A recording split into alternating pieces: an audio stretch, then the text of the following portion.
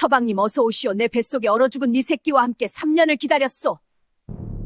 정확히 3년 후, 사내는 등창이 썩어 들어가는 고통을 견디다 못해 죽은 사람도 살린다는 용한 무당을 찾아 산을 올랐습니다. 그런데 시퍼런 작두날 위에서 춤을 추던 그 무당이 사내를 내려다보며 낯익은 목소리로 속삭입니다. 자신이 버린 조강지처가 서슬퍼런 칼날을 들고 저승사자가 되어 돌아왔다면 작두 타는 전처에 피 맺힌 저주 이야기 지금 시작합니다. 조선 숙종 대왕 시절 한양 도성에서 십리방 떨어진 관악산 자락에는 다 쓰러져가는 초가삼간이 한 채 있었습니다.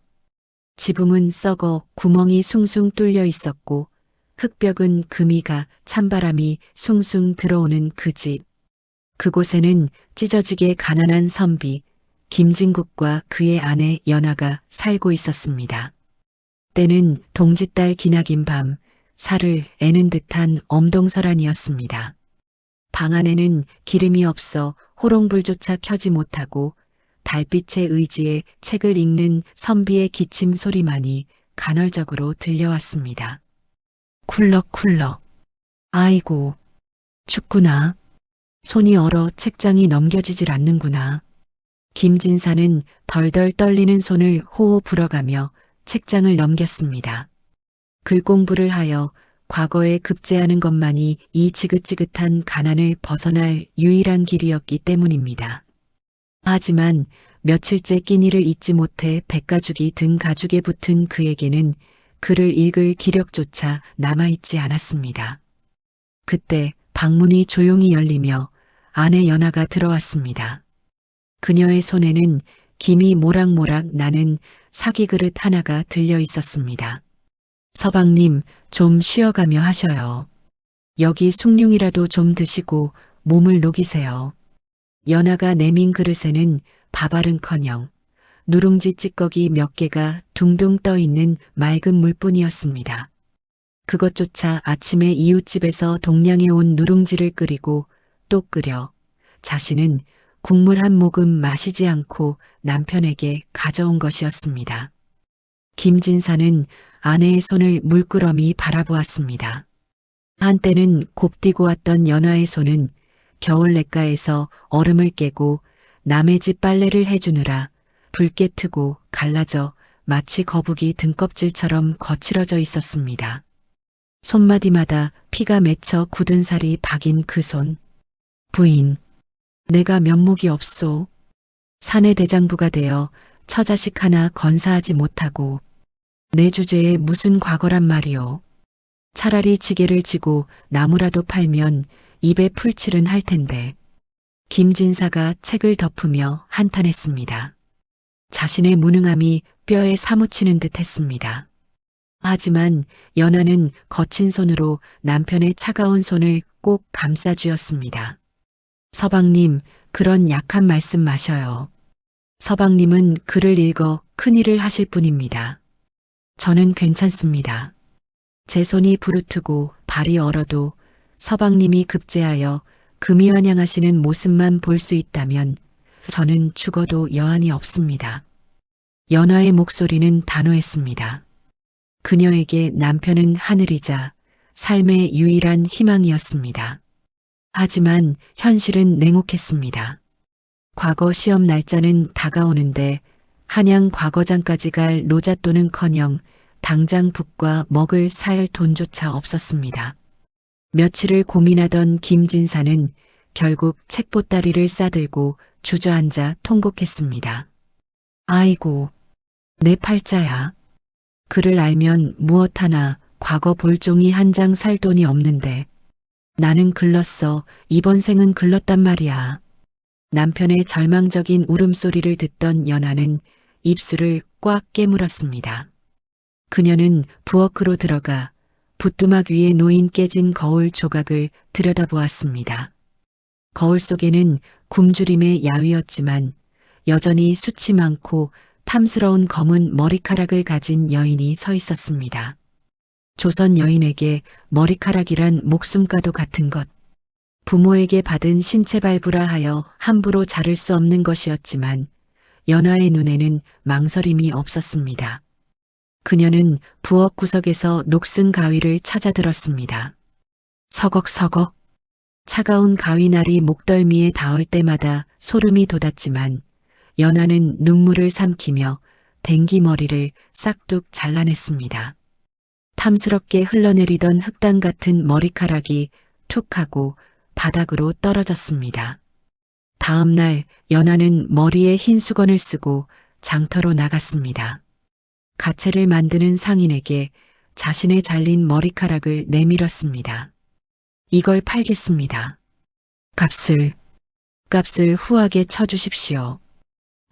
이리 곱고 숱 많은 머리카락은 귀한데 정말 팔겠소?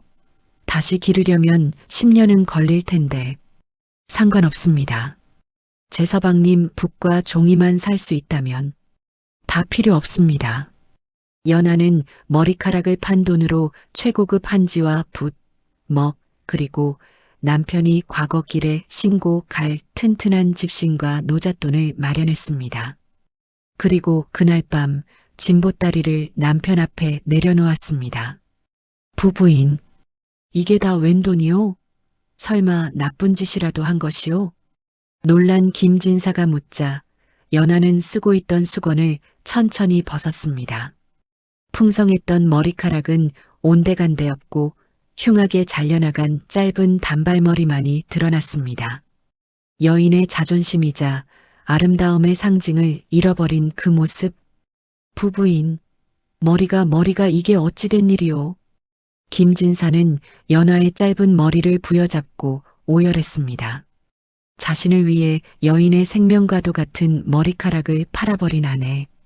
그 처절한 희생 앞에 김진사는 바닥에 머리를 찌우며 맹세했습니다. 내 맹세하리다. 내 이번에 반드시 급제하여 부인에게 비단 옷을 입히고 꽃신을 신겨주겠소. 내 이 은혜를 잊으면 사람이 아니오. 짐승이오. 서방님, 어서 채비하셔요. 날이 밝으면 떠나셔야 합니다. 연하는 울고 있는 남편을 달래 짐을 챙겨주었습니다. 그녀의 눈가는 붉어져 있었지만 입가에는 옅은 미소가 번졌습니다. 비록 머리카락은 잃었지만 남편에게 희망을 주었다는 사실만으로도 가슴이 벅차올랐기 때문입니다. 그렇게 남편을 떠나보낸 후 연하의 지극정성은 더욱 깊어졌습니다. 그녀는 매일 새벽 뒷산 약수터에 올라가 살얼음을 깨고 정화수 한 그릇을 떠왔습니다. 그리고 장독대 위에 올려놓고 비손을 했습니다. 비나이다. 천지신명님께 비나이다. 우리 서방님 험한 과거길 무사히 다녀오게 도와주시고 부디 장원 급제하여 그 서러운 눈물 닦아주옵소서. 제 목숨을 거두어 가셔도 좋으니 우리 서방님 뜻만은 이루게 해주옵소서. 무릎이 얼어터지고 손바닥이 갈라져 피가 나도 연하의 기도는 멈추지 않았습니다. 그녀의 머리 위로 하얀 눈이 소복이 쌓여 마치 눈사람처럼 변해갈 때까지 그녀는 망부석처럼 자리를 지켰습니다. 그리고 계절이 바뀌어 매화꽃이 꽃망울을 터뜨리던 어느 봄날, 마을 어귀에서 요란한 꽹과리 소리가 들려왔습니다. 징징 암행어사 출두요 아니지 장원급제요. 김진사가 장원급제를 했답니다. 동네 아이들이 뛰어와 연화에게 소리쳤습니다. 연화 아줌마, 아저씨가 돌아와요. 말 타고 금이 환영한대요. 부엌에서 죽을 쓰던 연화는 국자를 내던지고 맨발로 뛰어나갔습니다. 저 멀리 흙먼지를 일으키며 화려한 관복을 입고 말을 탄 사내 그토록 기다리던 남편 김진사였습니다. 그의 머리에는 임금님이 하사하신 어사화가 꽂혀 있었고 뒤로는 수많은 하인과 악공들이 따르고 있었습니다. 서방님, 연하는 흙바닥에 넘어지면서도 남편을 향해 기어갔습니다. 김진사는 말에서 뛰어내려 흙투성이가 된 아내를 일으켜 세웠습니다. 그리고 짧게 잘린 그녀의 머리카락을 쓰다듬으며 눈물을 흘렸습니다. 부인 해냈소. 내가 장원급제를 했소. 다 부인 덕분이요. 이제 고생 끝이요. 내 약속대로 비단 옷 입히고 호강시켜 주겠소. 두 사람은 서로를 끌어안고 엉엉 울었습니다. 마을 사람들도 모두 눈시울을 붉히며 그들을 축복했습니다. 지성이면 감천이라더니 연하의 공이 하늘에 닿았구나. 저런 조강지처가 어디 있어. 김진사는 평생 아내를 업고 다녀야 해. 가난과 서름을 딛고 일어선 부부의 앞날에는 이제 꽃길만 펼쳐질 것 같았습니다. 하지만 인간의 마음이란 화장실 들어갈 때와 나올 때가 다르다 했던가요? 가장 행복했던 그 순간이 실은 가장 끔찍한 비극의 서막이 될 줄은 그때는 아무도 알지 못했습니다. 김진사의 눈에 들어온 화려한 한양의 불빛, 그리고 그곳에서 그를 기다리고 있는 요염한 붉은 꽃 한 송이, 그 꽃의 향기가 지고지순했던 연하의 헌신을 썩은 냄새 나는 걸음 취급하게 될 줄이야. 달도 차면 기우는 법이라 했건만 김진사의 권세는 날이 갈수록 하늘 높은 줄 모르고 치솟았습니다. 관악산 밑 오두막에서 썩은 집신을 신고 다니던 가난한 선비 김진국은 온데간데 없고 이제 한양 북촌의 으리으리한 기와집에는 비단옷을 휘감은 당상관 김대감이 앉아 있었습니다. 하지만 집안의 풍경은 180도 달라져 있었습니다. 예전에 그 가난하지만 따뜻했던 정은 사라지고 밤마다 기생들의 노랫가락과 술 냄새만이 담장을 넘었습니다. 안채 부어. 연하는 쪼그려 앉아 식은 밥덩이를 물에 말아먹고 있었습니다. 남편이 장원 급제하던 날 입었던 그 낡은 무명 치마 그대로였습니다. 비단옷을 입혀주겠다던 남편의 약속은 봄눈 녹듯 사라진 지 오래였습니다. 벌컥. 에이 퇴 술맛 떨어지게. 부인 아직도 그 청승맞은 꼴로 구석에 처박혀 있는 게요? 손님들이 오셨으면 술상이나 내올 것이지 쥐새끼처럼 왜 거기 숨어 있어. 술에 거나하게 취한 김진사가 부엌으로 들어와 소리쳤습니다. 그의 곁에는 진한분 냄새를 풍기는 여인, 기생 홍란이 팔짱을 끼고 서 있었습니다. 아유 나으리. 본부인 마님께서 몸이 안 좋으신가 보지요. 헌데, 어머, 저는 무슨 식모인 줄 알았습니다. 행색이 저게 뭡니까? 나으리 체면 깎이게. 홍란은 부채로 코를 막으며 연하를 벌레 보듯 훑어보았습니다. 연하는 황급히 일어나 옷매무새를 다듬었습니다. 서방님, 오셨습니까? 술상을 다시 봐오라 하시니 얼른 준비하겠습니다. 연하가 고개를 숙이자 그녀가 쓰고 있던 낡은 머리 수건이 살짝 흘러내렸습니다. 그 틈으로 3년 전 남편을 위해 잘라버려 몽당빗자루처럼 거칠어진 단발머리가 드러났습니다. 그 모습을 본 김진사의 미간이 찌푸러졌습니다. 아이고 저 꼴 보기 싫어. 내가 몇 번을 말했소? 그 흉한 머리 좀 가리고 다니라고. 어디 가서 내 마누라라고 말하기도 부끄럽단 말이요. 서서방님. 연하의 가슴이 철렁 내려앉았습니다. 누구를 위해 자른 머리카락이었습니까? 누구를 위해 그 고운 댕기를 팔았습니까? 그때는 평생 은혜를 잊지 않겠다며 울던 사람이 이제는 그 머리카락이 흉하다며 손가락질을 하고 있었습니다. 호호 나으리. 너무 그러지 마셔요. 마님도 뭐 그러고 싶어서 그러시겠습니까? 천한 태생이라 꾸밀 줄을 몰라서 그러시겠지요. 제가 한양에서 유행하는 가채라도 하나 사다 드릴까요? 아 맞다. 머리숱이 없어서 가채도 못 쓰시겠구나. 홍란이 까르르 웃으며 김진사의 품에 안겼습니다. 김진사는 그런 홍란의 허리를 감싸 안으며 껄껄 웃었습니다. 하하 역시 우리 홍란이가 마음 씀씀이도 곱구나. 듣거라 오늘부터 안방 살림은 홍란이가 맡을 것이다. 너는 그냥 뒷방에 가서 바느질이나 해라. 내 눈에 띄지 말고. 서방님, 어찌 이러십니까? 제가 조강지처이거늘 어찌 기생을 안방에 들이고 저를. 짝 말이 채 끝나기도 전에 김진사의 손바닥이 연화의 뺨을 후려쳤습니다.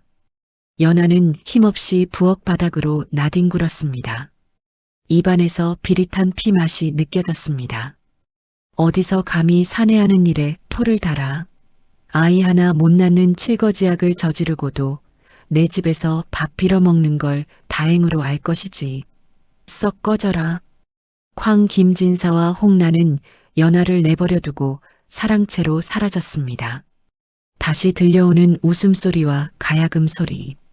차가운 부엌 바닥에 남겨진 연화는 떨리는 손으로 자신의 짧은 머리카락을 움켜쥐었습니다. 그날 밤 연화는 소리내어 울지도 못했습니다. 자신이 흘리는 눈물조차 남편에게는 재수없는 징조라 여겨질까봐 입에 옷고름을 물고 꺽꺽거리며 속으로만 피눈물을 삼켰습니다. 그녀가 바란 것은 비단 옷도 꽃신도 아니었습니다. 그저 추운 겨울날 숭늉 한 그릇을 나눠 마시며 고맙소 부인하고 따뜻하게 잡아주던 그 손길. 그거 하나면 좋겠습니다. 하지만 그 손길은 이제 다른 여인의 치마폭 속으로 사라져버렸습니다. 며칠 뒤부터 집안 꼴은 더욱 가관이었습니다. 첩홍란은 마치 자신이 안방마님인 양하인들을 부려대기 시작했고 연화에게는 온갖 굳은 일을 시켰습니다. 어이 거기, 아궁이에 불이 왜 이리 약해? 나으리께서 추워하시잖아. 장작 더 가져와. 그리고 내 비단 치마 좀 빨아라. 손빨래로 살살 문질러야 한다. 망가지면 내년 머리카락을 다 뽑아도 못 물어내니까. 연화는 말없이 장작을 나르고 얼음장 같은 우물물에 홍란의 속옷을 빨았습니다. 손등이 터져 피가 났지만 아픔보다 더 쓰라린 것은 뱃속에서 느껴지는 묘한 통증이었습니다. 아가야, 미안하다. 내 아비가 저리 변했는데 너는 어찌 이리도 눈치 없이 찾아왔느냐. 그렇습니다. 하늘도 무심하시게 김진사가 아이를 못 낳는다며 구박하던 그 순간에도 연화의 뱃속에는 이미 새 생명이 자라나고 있었습니다. 남편이 술에 취해 실수처럼 안았던 하룻밤, 그때 생긴 아이였습니다. 연화는 배를 감싸쥐었습니다. 이 사실을 알리면 남편이 돌아올까요? 아니면 홍란이 이 아이마저 해코지할까요? 두려움과 굶주림 속에서 연화의 배는 조금씩, 아주 조금씩 불러오고 있었습니다. 하지만 악독한 두 사람은 연화에게 마지막 희망조차 허락하지 않았습니다. 연화의 배가 불러오는 것을 눈치챈 홍란의 눈빛이 마치 독사처럼 번득이기 시작했기 때문입니다. 나으리, 요즘 마님 배가 좀 이상하지 않습니까? 혹시 몹쓸 병이라도 걸린 게 아닐까요? 아니면 나으리 몰래 딴 놈이랑. 홍란의 이간질 한마디가 연화의 운명을 벼랑 끝으로 밀어버리는 비수가 되었습니다. 세월은 흘러 다시 겨울이 찾아왔습니다. 김진사가 과거 급제를 위해 추위와 싸우던 그 계절이었지만 지금 북촌 기와집 안방은 숯불 화로가 지글거려 땀이 날 정도로 훈훈했습니다. 하지만 그 따뜻한 방 안의 공기는 얼음장보다 차갑게 얼어붙어 있었습니다. 김진사는 곰방대를 물고 싸늘한 눈으로 아랫목에 무릎 꿇은 연화를 내려다보고 있었습니다. 그 옆에는 여우 같은 첩 홍란이 회심의 미소를 감추며 부채질을 하고 있었습니다. 부인, 내 더는 참을 수가 없소. 자네가 우리 집에 들어온 지 어언 3년. 헌데 대를 이을 아들 소식은커녕 태기조차 없지 않은가. 이는 칠거지약 중에서도 으뜸인 무자에 해당하오. 김진사의 목소리는 건조했습니다. 마치 남의 이야기를 하듯 3년을 함께한 조강지처를 내칠 명분을 읊어대고 있었습니다. 서방님, 그게 무슨 말씀이십니까? 아직 3년밖에 되지 않았습니다. 그리고 제 몸이 요즘 연하는 떨리는 손으로 자신의 배를 감싸 주려 했습니다. 며칠 전부터 느껴지던 미미한 태동, 헛구역질과 끊어진 월경, 분명 아이가 들어선 것이 확실했습니다. 입덧 때문에 얼굴이 까칠해진 것을 남편은 그저 보기 싫어 흉해진 것이라 여겼던 것입니다. 하지만 연하가 입을 열기도 전에 첩 홍란이 끼어들었습니다. 어머 마님, 눈치도 없으셔라. 나으리 말씀은 더 이상 마님 얼굴 보기가 싫으시다는 뜻 아닙니까? 성녀 주제에 염치도 없이 밥축 내지 말고 나가달라 이 말입니다. 홍란이 말이 맞다. 내 이미 자네 친정에 통보를 넣었으니 당장 짐을 싸서 나가시오. 내 가문의 대를 끊을 수는 없는 노릇 아니오. 서방님 안 됩니다. 지금 밖은 엄동설안입니다. 그리고 제 뱃속에 서방님의 핏줄이 자라고 있습니다. 아이가 생겼단 말입니다. 연하는 바닥에 머리를 찌우며 절규했습니다. 순간 김진사의 눈이 휘둥그레졌습니다. 핏줄에 대한 본능이었을까요? 아니면 일말의 양심이었을까요? 그가 움찔하며 곰방대를 내려놓으려던 찰나였습니다. 호호 아이고 배야. 마님 거짓말도 정도껏 하셔야지요. 3년 동안 감감무소식이다가 쫓겨나게 생기니까 갑자기 애가 들어섰답니까? 그 뱃속에 든 게 똥배인지 아니면 딴 놈 씨인지 누가 압니까? 홍란의 독사 같은 혀가 김진사의 의심에 불을 지폈습니다. 김진사의 표정이 순식간에 일그러졌습니다. 뭐라? 딴 놈? 감히 어디서 수작이야. 내년이 쫓겨나기 싫어 거짓부렁을 하는구나. 칠거지하게 투기와 간사함까지 더해졌으니 더 볼 것도 없다. 아닙니다. 정말입니다. 서방님, 제 배를 만져보세요. 며칠 전부터 움직임이. 연하가 기어가서 김진사의 다리를 잡으려 했지만 김진사는 발로 연하의 어깨를 거칠게 걷어찼습니다. 퍼! 아! 연하는 뒤로 나뒹굴었습니다. 배를 감싸 쥐고 고통스러워하는 아내를 보며 김진사는 하인들을 불렀습니다. 여봐라 못들 하느냐. 당장 이 여편네를 대문 밖으로 끌어내라. 다시는 내 집 문턱을 밟지 못하게 하라. 건장한 하인들이 방 안으로 들이닥쳐 연하의 양팔을 잡고 질질 끌고 나갔습니다. 연하는 문지방을 붙잡고 버텼습니다. 손톱이 빠지고 피가 나도록 문지방을 긁으며 울부짖었습니다. 서방님 제발, 나를 버리는 건 상관없으나 뱃속의 아이는 당신 아이란 말입니다. 이 추운 날 나가면 다 죽습니다. 서방님.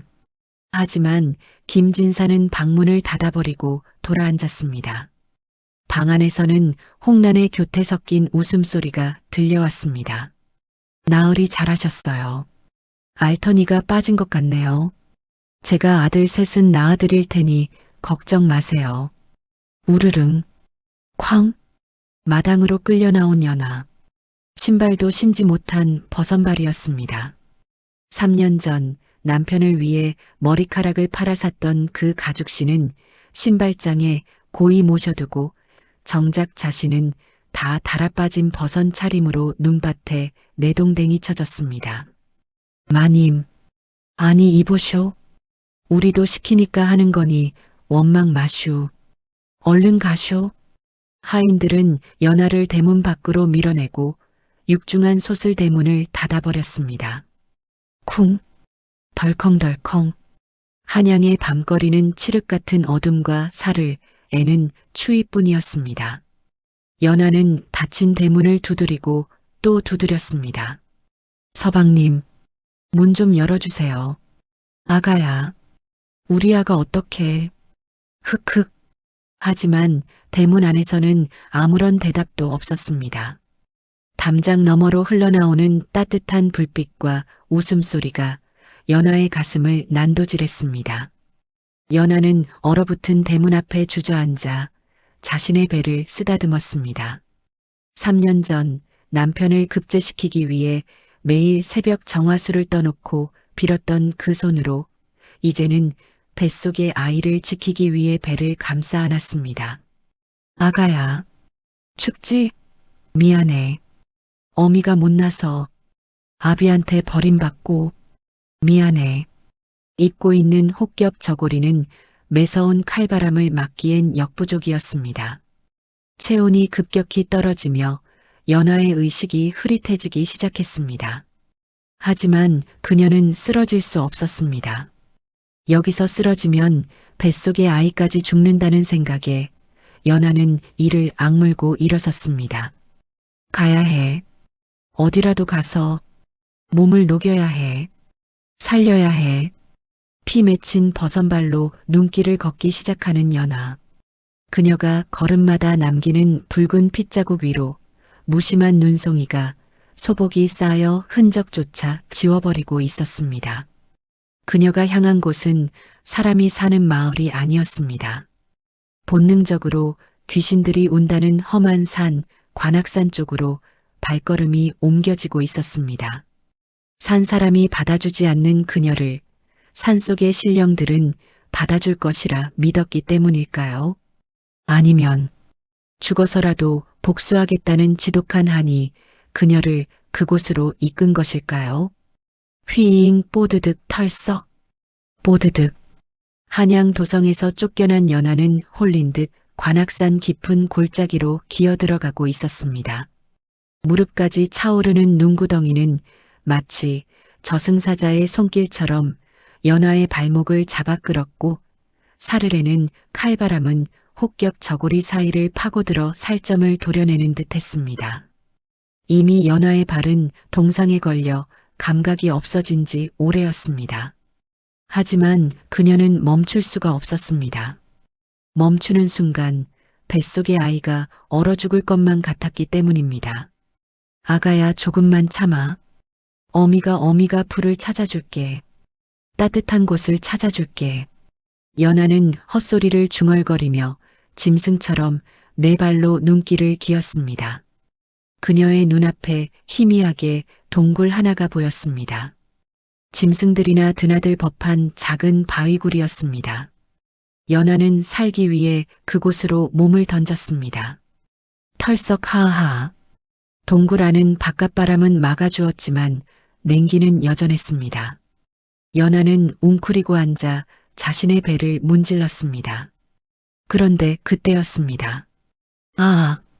아랫배가 끊어질 듯한 통증이 찾아왔습니다. 추위와 스트레스, 그리고 영양실조를 견디지 못한 뱃속의 아이가 비명을 지르는 것이었습니다. 연하는 본능적으로 직감했습니다. 아이가 떠나려 한다는 것을. 안 돼, 안 돼. 아가야, 지금 나오면 안 돼. 아직 아니야. 제발. 연하는 치맛자락을 움켜쥐고 다리를 오므렸습니다. 나오려는 생명을 어떻게든 몸 안에 가두려 발버둥 쳤습니다. 하지만 야속한 하늘은 마지막 희망마저 허락하지 않았습니다. 연하의 다리 사이로 뜨끈한 무언가가 왈칵 쏟아져 나왔습니다. 동시에 연하의 정신이 아득해졌습니다. 비릿한 피 냄새가 동굴 안을 가득 채웠습니다. 연하가 떨리는 손으로 아래를 더듬어 보았습니다. 하얀 속치마가 붉은 선혈로 흥건하게 젖어 있었고 그 붉은 피 웅덩이 속에 아직 사람의 형체도 갖추지 못한 자그마한 핏덩이가 떨어져 있었습니다. 세상이 멈춘 듯 했습니다. 바람 소리도 추위도 느껴지지 않았습니다. 연하는 피범벅이 된 손으로 차갑게 식어가는 그 작은 핏덩이를 들어 올렸습니다. 김진사가 그토록 바라던 핏줄, 자신이 그토록 지키고 싶었던 아이. 하지만 아이는 한번 울어보지도 못하고 눈보라치는 산속 차가운 바위 위에서 붉은 핏물로 산화해 버렸습니다. 아, 내 새끼. 아가 눈 좀 떠봐라. 어미가 미안하다 따뜻한 방 한 번 못 뉘어주고 베네저고리 한 번 못 입혀주고 연화의 처절한 통곡 소리가 관악산 골짜기를 울렸습니다. 그녀는 아이를 가슴에 품고 자신의 체온으로라도 살려보려 했지만 이미 떠나간 생명은 돌아오지 않았습니다. 대신 그녀의 품에 남은 것은 싸늘한 죽음의 냉기뿐이었습니다. 한참을 울던 연하가 뚝 하고 울음을 그쳤습니다. 그녀의 눈에서 초점이 사라졌습니다. 연하는 맨손으로 꽁꽁 언 땅을 파기 시작했습니다. 퍽퍽. 손톱이 뒤집어지고 손가락에서 피가 철철 흘러도 그녀는 멈추지 않았습니다. 깊게 더 깊게. 그녀는 땅을 파고 자신의 속치마를 찢어 아이를 감쌌습니다. 그리고 아이를 묻었습니다. 그것은 단순한 무덤이 아니었습니다. 연하라는 한 여인의 인생과 자비를 함께 묻는 의식이었습니다. 마지막 흙을 덮고 난 뒤 연하는 무덤 앞에 멍하니 앉아 있었습니다. 그때 어디선가 기이한 소리가 들려왔습니다. 딸랑딸랑. 까르르. 엄마. 추워, 나 너무 추워. 아빠가 문을 안 열어줘. 환청이었습니다. 아니, 그것은 죽은 아이의 원혼이었습니다. 연하의 고개가 번쩍 들렸습니다. 헝클어진 머리카락 사이로 드러난 그녀의 눈빛은 방금 전까지 자식을 잃고 슬퍼하던 어미의 눈이 아니었습니다. 흰 자위가 벌겋게 충혈되고 검은 자위는 기이할 정도로 확장된 광기 어린 눈빛, 극한의 고통과 한이 산속을 떠돌던 잡신과 원기들을 불러 모은 것입니다. 휘잉 복수해. 죽여버려. 그놈들 피를 마셔. 연하는 자리에서 벌떡 일어났습니다. 그리고 하늘을 향해 미친 사람처럼 웃기 시작했습니다. 흐흐흐. 그래, 춥지? 춥지, 아가야. 내 아비가 따뜻한 아랫목에서 기생년을 끼고 뒹굴 때 너는 이 차가운 땅 속에서 얼어 죽었구나. 그녀의 몸이 덜덜 떨리며 접신이 시작되었습니다. 그녀의 입에서 본인의 목소리가 아닌 굵직한 장군의 목소리와 앙칼진 아기 동자의 목소리가 섞여 터져 나왔습니다. 뭐냐? 내 원을 풀어주마. 내 너에게 신통력을 줄 터이니 급히 맺힌 한을 풀어라. 작두를 타라. 칼을 들어라. 은혜를 원수로 갚은 놈들의 명줄을 끊어버려라. 화광? 그날 밤 관악산에는 사람도 짐승도 아닌 기괴한 울음소리가 밤새도록 메아리쳤습니다. 조강지처 김연아는 그날 그 자리에서 죽었습니다. 그리고 그 시체 위에서 피 냄새를 맡고 찾아온 원기들을 거느린 반인반신, 귀국 만신이 태어났습니다. 연하는 자신의 손가락을 깨물어 하얀 눈 위에 붉은 피로 맹세의 글을 썼습니다. 김진사, 그리고 홍란이, 딱 3년만 기다려라. 내 이 아이가 거들 수 있을 때쯤 너희들 목을 가지러 가마.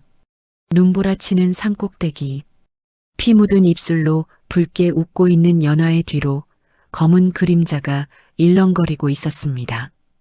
연하가 피를 토하며 관악산 깊은 골짜기로 사라진 지 어느덧 3년이란 세월이 흘렀습니다.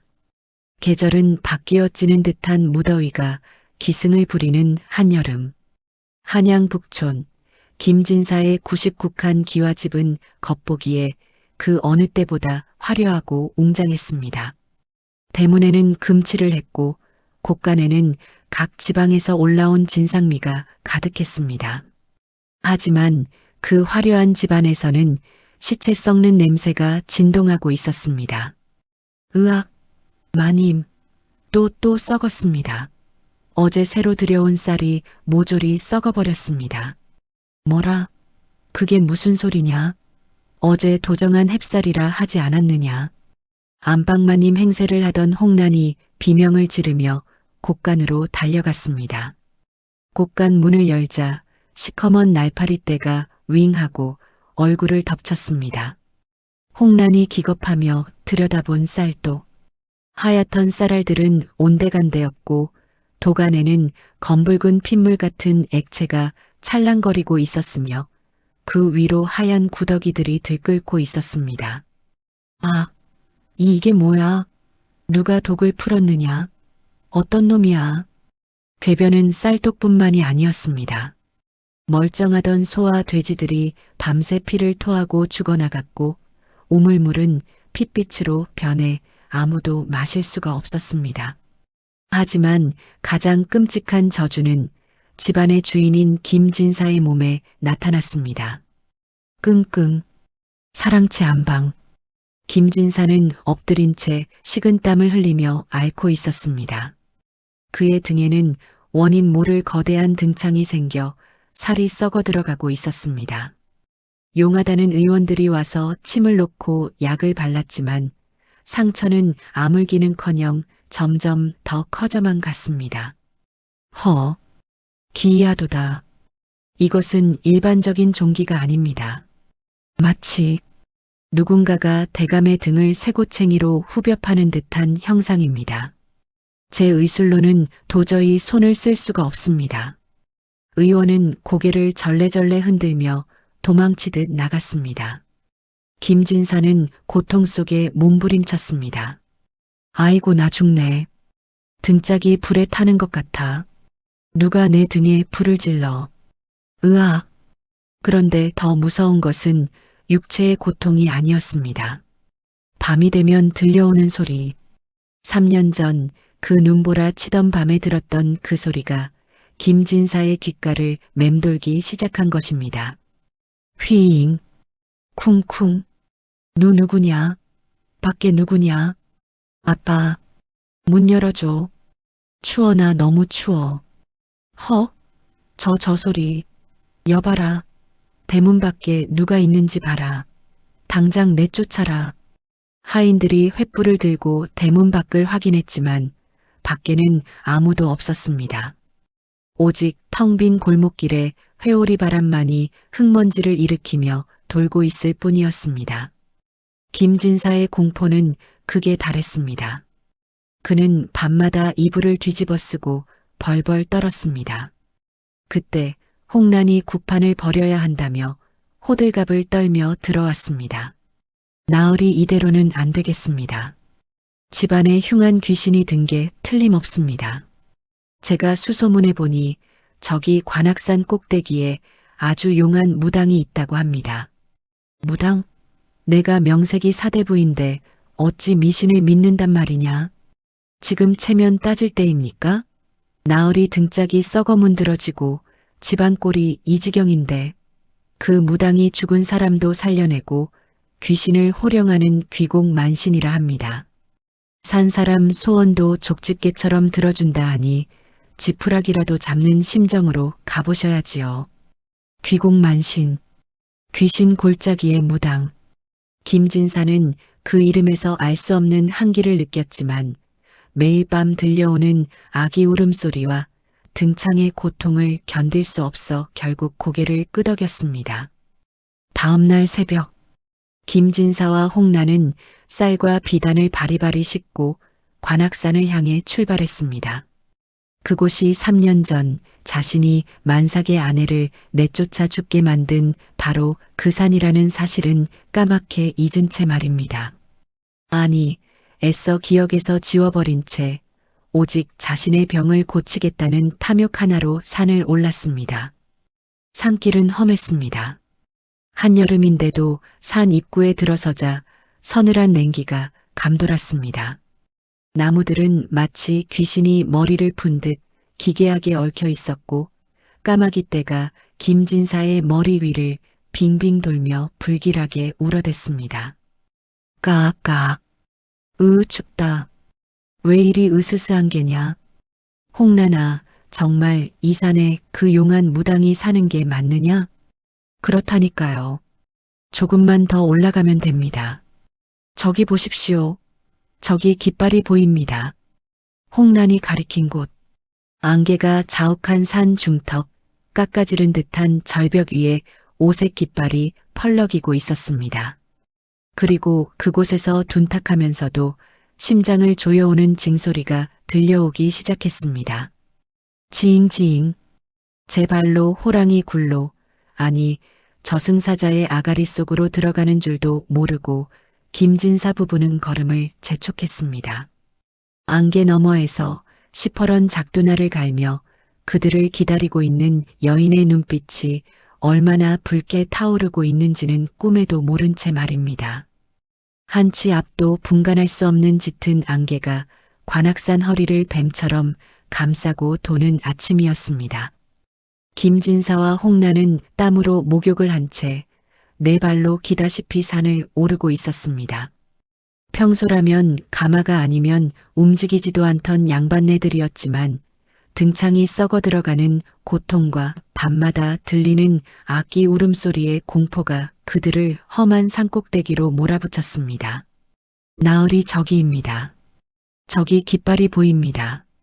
안개 너머로 오방색 깃발이 미친년 머리카락처럼 펄럭이고 있었습니다. 그 아래 기암절벽 위에 위태롭게 세워진 산신당. 가까이 다가갈수록 코를 찌르는 냄새가 진동했습니다. 진한 향 냄새와 비릿한 돼지피 냄새, 그리고 썩은 막걸리 냄새가 뒤섞인 기묘한 악취였습니다. 챙챙덩덩덩. 산신당 마당에 들어선 김진사 부부는 그 자리에 얼어붙고 말았습니다. 마당 한가운데에는 섬뜩한 물건이 놓여 있었습니다. 시퍼렇게 날이 선 쌍작두. 그 예리한 칼날은 파란 하늘을 향해 입을 벌리고 있었고 햇빛을 받아 서늘한 빛을 뿜어내고 있었습니다. 종이 한 장을 스쳐도 베일 듯한 날카로움이었습니다. 그리고 그 위에서 한 여인이 춤을 추고 있었습니다. 여인의 얼굴은 오색 부채에 가려 보이지 않았습니다. 하지만 화려한 무복을 입은 그녀는 맨발이었습니다. 살점 하나 없는 하얀 맨발로 그 시퍼런 작두날 위를 펄쩍펄쩍 뛰어오르고 있었습니다. 서걱서걱. 보통 사람이라면 발바닥이 반으로 갈라져 피가 낭자했을 터. 허나 여인의 발은 베이기는커녕 작두날 위에서 춤을 출 때마다 쇠소리를 내며 더욱 높이 솟구쳐 올랐습니다. 그것은 인간의 솜씨가 아니었습니다. 신이 내리지 않고서는 불가능한 기이하고도 공포스러운 광경이었습니다. 허? 사사람인가 귀신인가? 김진사는 다리에 힘이 풀려 그 자리에 털썩 주저앉았습니다.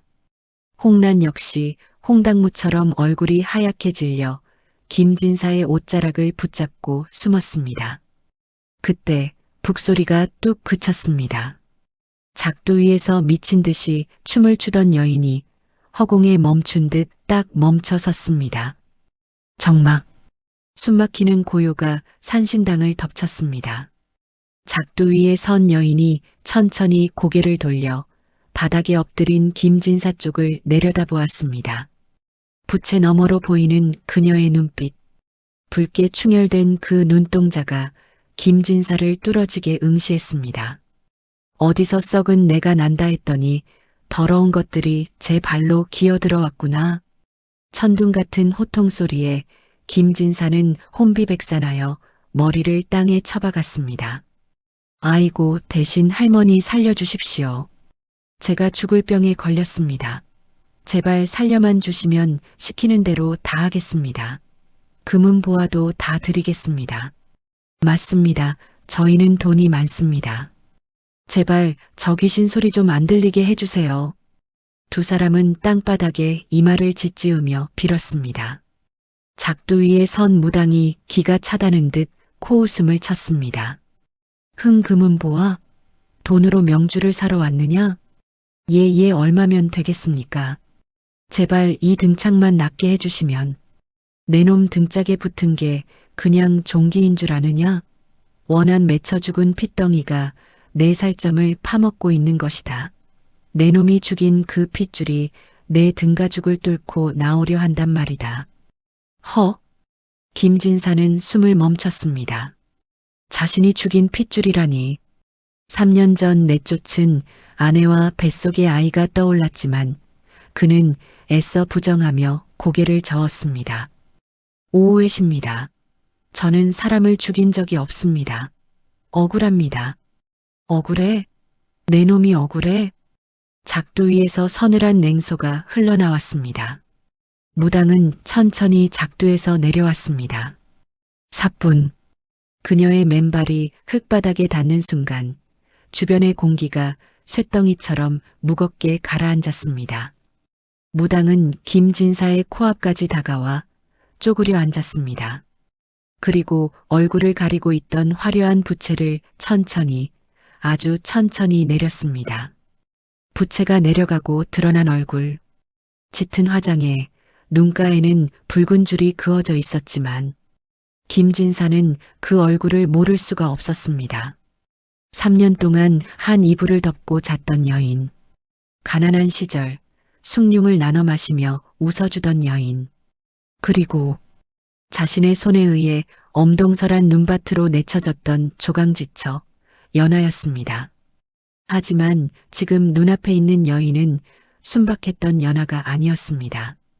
눈에는 핏발이 서 있고 입가에는 조소가 걸린 복수의 화신이었습니다. 김진사의 입이 쩍 벌어졌습니다.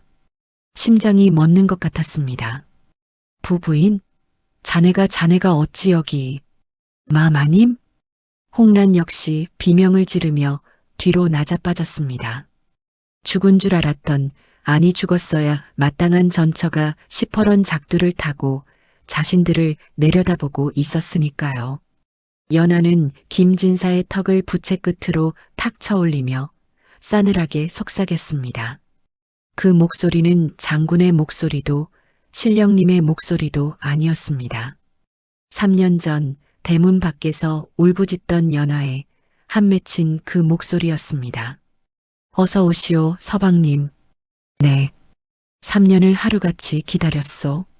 내 뱃속에서 얼어 죽은 아이와 함께 당신이 오기만을 말이오. 연하의 눈에서 붉은 눈물이 주르륵 흘러내려 하얀 분칠 한 볼 위로 핏자국을 그렸습니다. 그 순간 산신당의 촛불이 일제히 꺼지며 암흑이 찾아왔습니다. 암흑천지였던 산신당 안 제단 위에 놓인 수십 개의 촛불이 누군가 불을 붙인 듯 동시에 화르륵 하고 되살아났습니다. 일렁이는 불빛 아래 드러난 연하의 모습은 방금 전과 또 달라져 있었습니다. 서슬퍼렇던 장군의 기세는 온데간데였고 그녀는 어깨를 잔뜩 웅크린 채 고개를 푹 숙이고 있었습니다. 마치 겁에 질린 어린아이처럼 몸을 베베꼬고 있었습니다. 김진사와 홍란은 숨소리조차 내지 못하고 그 기이한 광경을 지켜보았습니다. 그때 숙이고 있던 연하의 입에서 소름 끼치는 목소리가 흘러나왔습니다. 히히히. 아빠다, 우리 아빠 왔다.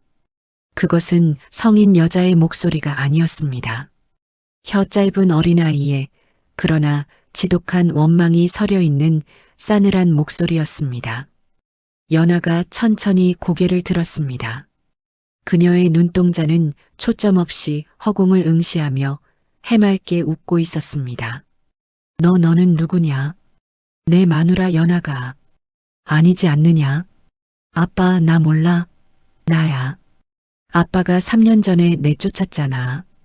엄마 뱃속에 있던 나 기억 안 나? 뭐라? 김진사의 심장이 쿵 하고 내려앉았습니다. 3년 전 연하가 쫓겨나며 뱃속에 아이가 있다고 절규했던 그 말이 비수처럼 날아와 가슴에 박혔습니다. 설마 그때 그 말이 거짓이 아니었단 말인가? 나 그때 너무 추웠어. 엄마 뱃속에 있는데도 너무너무 추웠어. 아빠가 문을 쾅 닫아버려서 엄마가 눈길에서 넘어졌어. 그때 내가 밖으로 튕겨나갔어. 바위가 너무 차가웠어. 아빠, 나 그때 핏물 속에서 아빠 불렀는데 왜 안 왔어?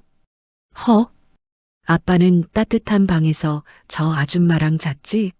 나는 눈 속에서 얼어 죽어가는데 아빠는 호호거리고 웃었지? 내가 다 봤어. 다 들었어. 화강? 아이의 목소리가 찢어질 듯 날카로운 비명으로 변했습니다. 산신당 안의 집기들이 덜덜 떨리고 천장에 매달린 무명천들이 미친 듯이 춤을 췄습니다. 공포에 질린 홍란이 비명을 지르며 김진사의 팔을 잡아 끌었습니다. 나으리 속지 마세요. 전현이 지금 미쳐서 헛소리를 하는 겁니다. 죽은 애 귀신이 어디 있습니까? 다 쇼입니다. 쇼? 홍란의 악에 바친 고함 소리에 연화의 고개가 기괴하게 꺾이며 홍란을 노려보았습니다. 나쁜 아줌마. 아줌마가 그랬잖아. 내가 태어나면 재산 뺏긴다고 쫓아내라고 했잖아. 아줌마 뱃속에는 아기도 없으면서 왜 거짓말했어? 이 인연이 진짜. 아빠 등 아프지? 등에 불난 것 같지? 아기 동자가 갑자기 화제를 돌려 김진사에게 물었습니다. 김진사는 흠칫 놀라 자신의 등을 감싸쥐었습니다. 썩어 들어가는 등창의 고통이 그 순간 극심하게 밀려왔기 때문입니다. 그래. 내 등이 끊어질 것 같다. 내가 그걸 어찌 아느냐. 연하는 까르르 웃으며 손가락으로 김진사의 등을 가리켰습니다. 당연하지. 내가 거기 매달려 있었으니까. 뭐? 산속은 너무 춥고 무서워서 아빠 찾아가서 3년 동안 아빠 등에 엎여 있었어. 근데 내 손이 너무 차갑잖아. 죽은 사람 손이라 독이 있잖아.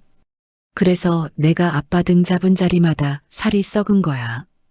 히히. 아빠, 내 손자국 보이지? 그거 내가 꽉 잡아서 생긴 거야. 김진사는 비명을 지르며 자신의 옷을 찢어발기듯 벗어던졌습니다. 홍란이 들고 있던 등불이 김진사의 맨 등짝을 비쳤습니다. 검게 썩어 들어간 흉측한 등창. 자세히 보니 그것은 불규칙한 상처가 아니었습니다. 작디 작은 아이의 두 손바닥 자국이 살을 파고들어 검게 타버린 듯 선명하게 찍혀 있었습니다. 꺄! 홍란은 기절초풍하며 뒤로 나자빠졌습니다. 김진사는 자신의 등을 긁으며 바닥을 기었습니다. 떼어줘. 여보 아니 아가야, 아빠가 잘못했다. 제발 내 등에서 내려와 다오. 뜨거워 죽겠다. 아파 죽겠어. 김진사의 처절한 몸부림을 보며 연화의 표정이 다시 서늘하게 변했습니다. 아기 동자의 영혼이 물러가고 다시금 서슬퍼런 귀공 만신의 본신이 돌아온 것입니다. 이제 알겠느냐? 내 놈이 앓던 병은 병이 아니다. 제 새끼를 죽인 아비에게 내리는 천벌이다. 연하는 제단 위에 올려져 있던 김진사의 복체를 발로 걷어찼습니다. 쌀알들이 바닥에 흩어지며 마치 3년 전 쏟아졌던 눈처럼 하얗게 깔렸습니다. 살려달라고? 늦었다. 너희 둘의 운은 내 아이가 핏물 속에서 식어가던 3년 전 그날 밤 이미 다했다.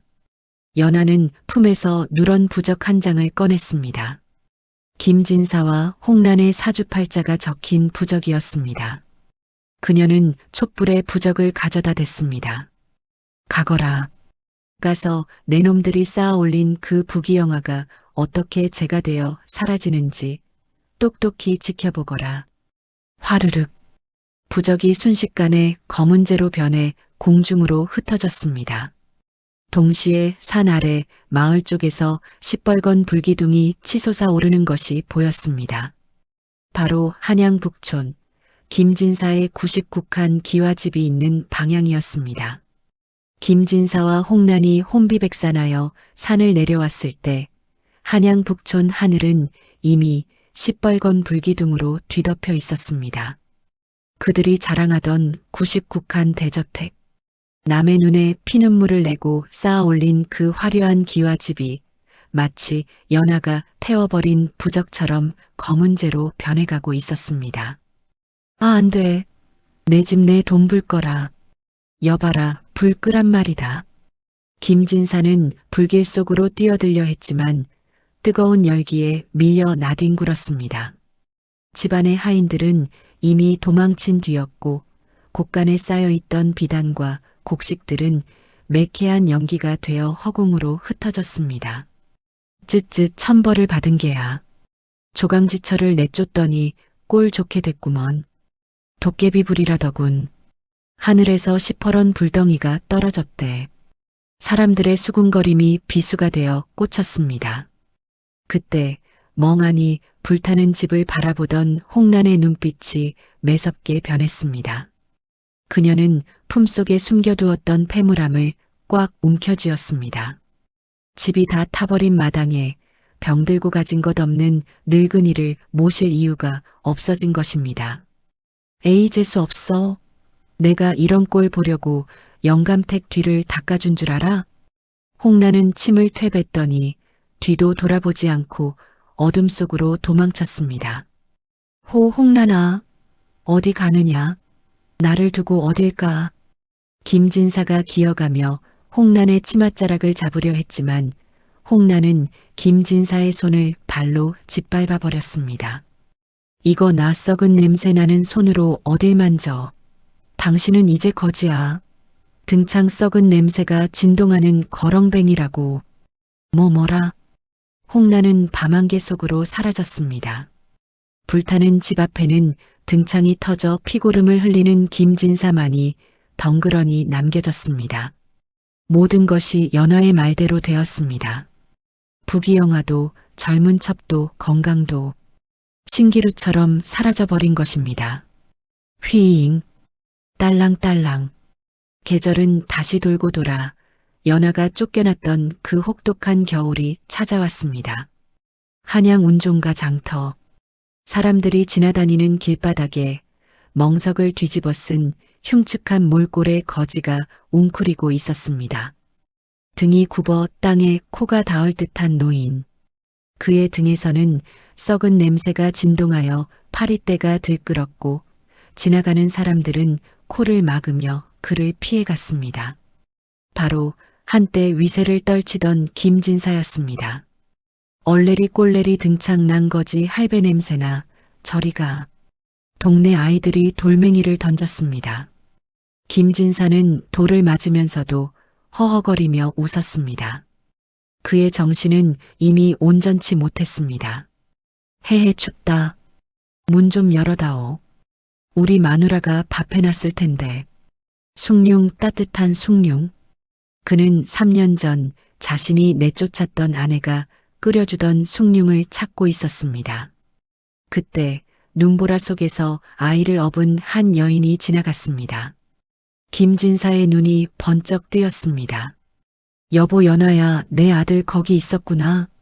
김진사는 절뚝거리며 여인을 쫓아갔습니다. 하지만 여인이 뒤를 돌아보자 낯선 아낙네는 기겁하며 소리쳤습니다. 어머 미친 영감이잖아. 저리 비켜요. 아낙네에게 밀쳐진 김진사는 차가운 눈밭에 처박혔습니다. 차가운 눈의 감촉. 순간 김진사의 뇌리에 3년 전 오늘이 스쳐 지나갔습니다. 자신이 대문을 닫아걸 때 문 밖에서 울부짖던 연화의 목소리가 귓가에 생생하게 울렸습니다. 서방님 뱃속의 아이가. 아, 내가 죽였어. 내 새끼를 내 복을 내 발로 찼어. 김진사는 눈밭에 얼굴을 묻고 오열했습니다. 하지만 그를 일으켜줄 사람은 아무도 없었습니다. 그의 등 뒤에는 검게 썩은 아기 손자국만이 선명하게 남아 그가 지은 죄를 영원히 증명하고 있을 뿐이었습니다. 댕댕. 같은 시각 관악산 꼭대기 산신당. 하얀 눈이 소복이 쌓인 그곳에는 평화로운 정적만이 감돌고 있었습니다. 화려한 무복을 벗고 소박한 흰옷을 입은 연화가 절벽 끝에 서서 산 아래 세상을 내려다보고 있었습니다. 그녀의 표정은 더 이상 도끼 어린 무당의 얼굴이 아니었습니다. 모든 한을 털어낸 듯 맑고 고요한 눈빛이었습니다. 아가야, 이제 가자. 내 아비는 죗값을 받았다. 허공에서 아기 동자의 맑은 웃음소리가 들려오는 듯 했습니다. 웅 엄마, 이제 안 추워. 따뜻해. 연아는 품에서 낡은 베넷 저고리 하나를 꺼냈습니다. 3년 전 아이를 묻을 때 차마 입히지 못했던 옷이었습니다. 그녀는 저고리를 불에 태워 허공으로 날려보냈습니다. 하얀 재가 되어 날아가는 저고리는 마치 나비처럼 춤을 추며 하늘로 올라갔습니다. 다음 생에는 부디 따뜻한 봄날에 오너라.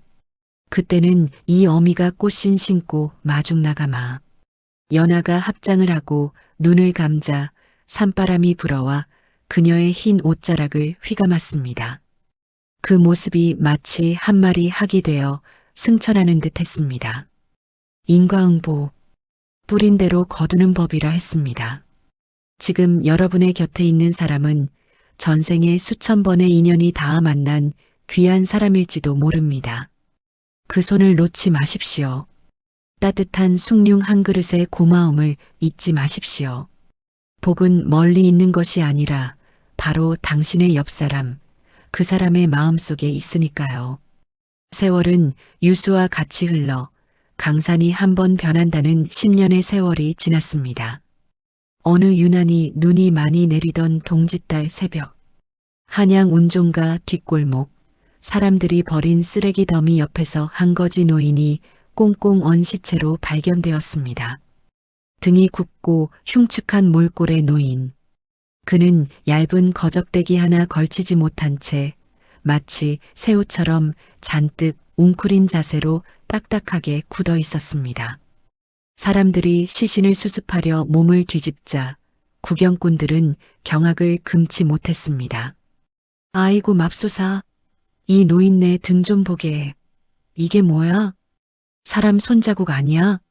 검게 탄 어린애 손자국이 등에 다닥다닥 붙어 있어. 그의 등에는 평생을 괴롭혔던 썩어 들어간 아기 손자국 흉터가 문신처럼 선명하게 남아 있었습니다. 그리고 굳게 쥐어진 그의 주먹 안에서 무언가가 툭 하고 떨어졌습니다. 그것은 다 썩어 문드러진 낡은 집신 한 짝이었습니다. 13년 전 아내 연아가 자신의 머리카락을 팔아 과거 보러 가는 남편에게 사주었던 그 꽃신. 김진사는 미쳐버린 와중에도 그 신발 한 짝을 품에 안고 자신이 내쫓았던 아내와 아이가 느꼈을 그 뼈를 깎는 추위 속에서 홀로 쓸쓸히 숨을 거둔 것입니다. 반면 관악산 자락에는 새로운 전설이 전해져 내려오기 시작했습니다. 눈보라가 치는 밤이면 산속을 헤매는 길손이나 버려진 아이들 앞에 하얀 소복을 입은 여인이 나타난다는 이야기였습니다. 그 여인은 춥고 배고픈 이들에게 따뜻한 숭늉 한 그릇을 먹여 얼은 몸을 녹여주고는 호련히 안개 속으로 사라진다고 했습니다. 사람들은 그 여인을 일컬어 관악산 동자 어머니라 불렀습니다. 자신의 아이는 지키지 못했지만 산신이 되어 세상의 모든 버려진 생명들을 품어 안은 연화의 영혼이 여전히 그 산에 머물며 사람들을 보살피고 있는 것은 아닐까요? 지금 여러분의 곁을 지키고 있는 그 사람은 안녕하십니까? 혹시 익숙함에 속아 소중함을 잃어버리고 있지는 않으신가요? 차가운 눈밭에서 후회하기 전에 오늘 저녁 따뜻한 밥 한 끼 나누며 고맙다는 말 한마디 전해보시는 건 어떨까요? 인연은 맺기는 쉬워도 지키기는 어렵고 한번 끊어진 복은 다시 줍기 어려운 법이니까요. 지금까지 은빛서라 대서사시 작두 타는 전처의 피 맺힌 저주 편이었습니다. 오랜 시간 함께 울고 웃어주신 청취자 여러분, 가정에 만복이 깃들기를 기원합니다. 감사합니다.